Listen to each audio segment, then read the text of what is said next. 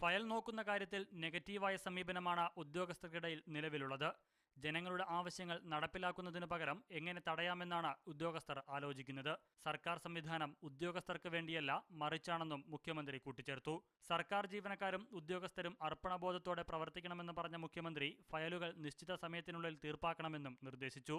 നിശ്ചിത സമയത്തിനുള്ളിൽ നമ്മുടെ മുന്നിൽ വരുന്ന ഫയലുകളിൽ തീരുമാനമെടുക്കാനാവണം എന്നുള്ളതാണ്. അനാവശ്യമായി കാലതാമസം വരുത്തുന്നവർ അതിന് മറുപടി പറയേണ്ടതായിട്ട് വരും.